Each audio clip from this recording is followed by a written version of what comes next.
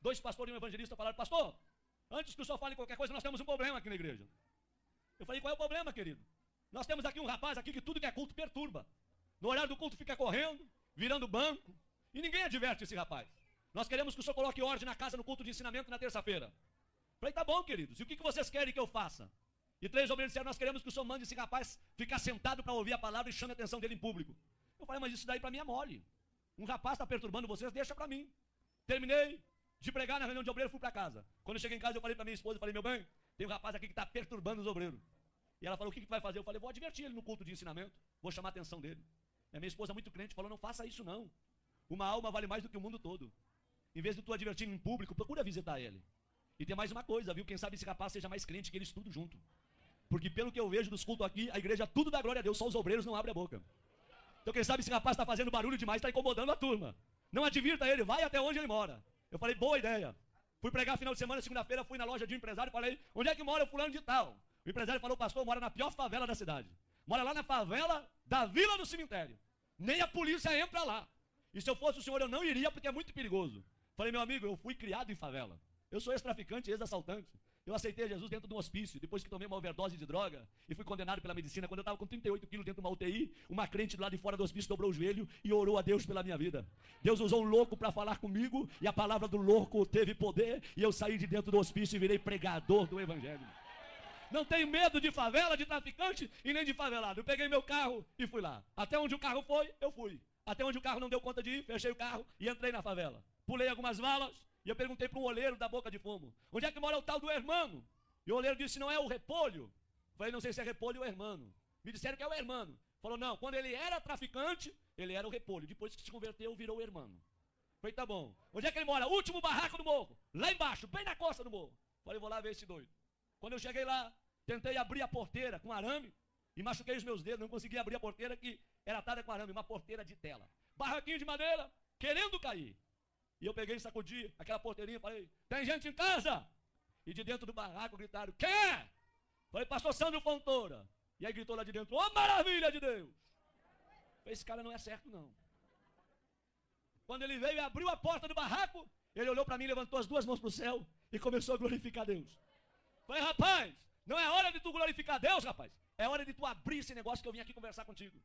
Ele falou: pastor, eu estou glorificando a Deus, sabe por quê? Eu tenho 3 anos de crente e nunca ninguém veio me visitar aqui na favela, nem um crente, nem um irmão. E o senhor chegou na cidade há poucos dias. Eu dobrei meu joelho dentro desse barraco. Eu falei: Deus, se esse homem foi tu que enviou para esta cidade e tu é na vida dele, tu vai trazer ele na porta do meu barraco para orar comigo.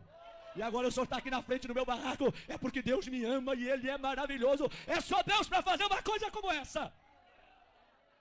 Eu falei: abre aí então. Ele veio e abriu.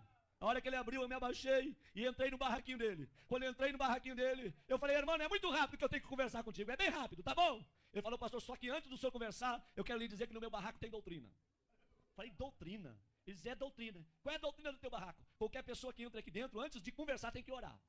Essa é a doutrina. Tá bom? Eu falei: tá bom. Vamos orar? Eu falei: vamos. Quem que ora? Ele disse: pode ser eu, pastor. Pode, ora então. Ele levantou as 2 mãos para o céu e falou: papai. Quando ele falou papai, eu vi que ele tinha intimidade. E quando ele começou a orar, eu arrepiei. Do pé até o caco da cabeça.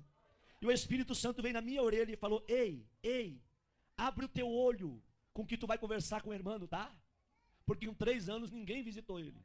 Mas eu moro com o irmão 24 horas. Eu sou apaixonado pelo irmão. E o irmão é apaixonado por mim. Eu senti Deus no local. Quando ele abriu os olhos, em lágrimas, ele me falou: posso lhe mostrar o meu barraquinho? É uma peça e o banheiro dividido com essa cortina. Eu falei: pode. Ele falou: aqui está o fogão a lenha, porque eu não tenho fogão a gás, mas a chapa está brilhando. Puxou a cortina, aqui está minha cama, meu criado mudo. É o tudo que eu tenho. Vem no meu banheirinho. Quando eu cheguei no banheirinho dele, uma janela de madeira de correio, eu puxei a janela. Fiquei olhando o precipício lá embaixo.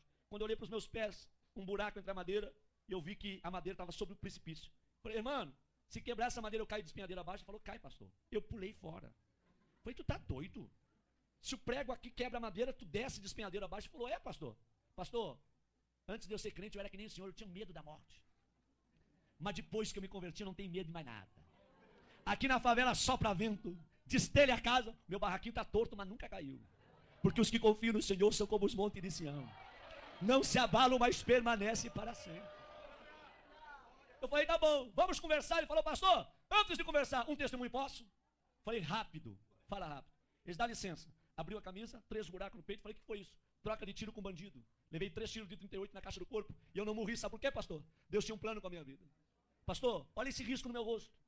A polícia me levou para o valão do Tega, deu rajada de metralhadora para acabar com a minha vida, uma bala riscou meu rosto. E eu não morri, pastor, porque Deus tinha um plano com a minha vida.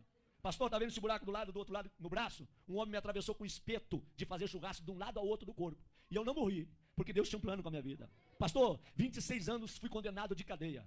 Tá bom? Por assalto a banco, por tráfico de droga. Quando eu estava no fundo da cadeia, com 3 anos de detenção, Deus foi e deu um sonho para um servente de pedreiro. E esse servente de pedreiro ouviu a voz de Deus, Deus deu o número da cela, deu o meu nome e aonde eu estava preso. Esse homem foi lá, falou com o diretor do presídio que tinha 5 minutos para entregar uma mensagem para um detento. O diretor liberou, ele gritou no corredor da cela, irmão, eu gritei lá no fundo, tô aqui. Ele parou na frente da cela e disse, nessa noite Deus me visitou.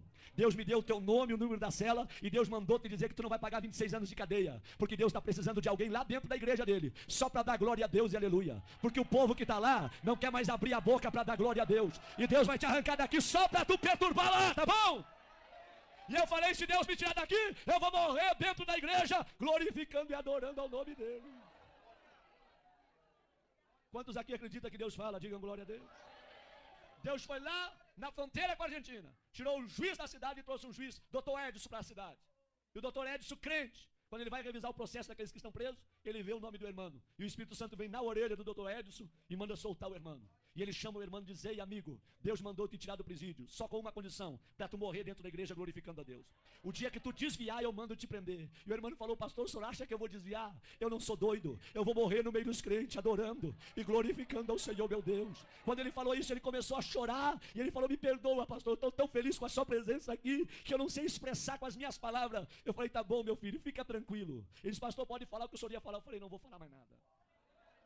Eu vim para falar, mas não vou falar mais nada não. Ele disse, fala pastor. Eu falei, não vou falar não, eu quero ir embora daqui. Quando eu fui sair na porta, ele me pegou pelo braço e falou, pastor, volta aqui. Eu falei, o que tu quer, rapaz? Na minha casa tem doutrina, ora quando entra, e antes de sair também tem que orar. Vamos orar? Eu falei, vamos.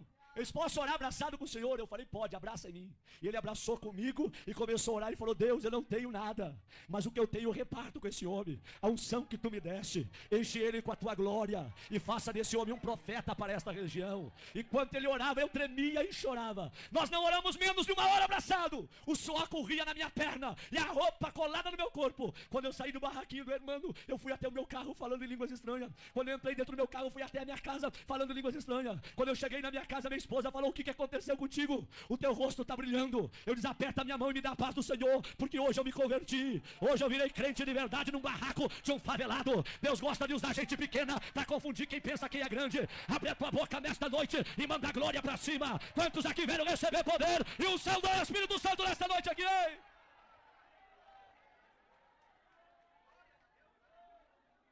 Quando foi terça-feira, eu fui dar um ensinamento no Templo Central. E conforme eu estou dando o ensinamento, eu olho para os obreiros tudo de perninha cruzada, lenço na rótula do joelho, sem abrir a boca para dar glória a Deus. E eu olho para o irmão lá atrás, ele começou a bater a palminha dele, começou a se alegrar, a sentir o que ninguém estava sentindo. O irmão veio para o corredor da igreja pulando. E eu olhei para trás e os 3 obreiros que mandaram chamar a atenção dele olharam para mim e com os olhos eles disseram tudo, pega ele agora, manda sentar. Com os olhos eles falavam tudo. Eu fiquei numa guerra entre a igreja, os obreiros e o irmão. Eu falei, Deus, o que eu faço para salvar o irmão? Aí Deus me deu autoridade. Eu falei, irmãos, quem aqui conhece a história desse rapaz que está aí no corredor? Levante a mão. Ninguém levantou a mão. Quem já foi visitar ele, aonde ele mora? Ninguém levantou a mão. Eu falei, em 15 minutos eu vou falar a história desse rapaz para vocês.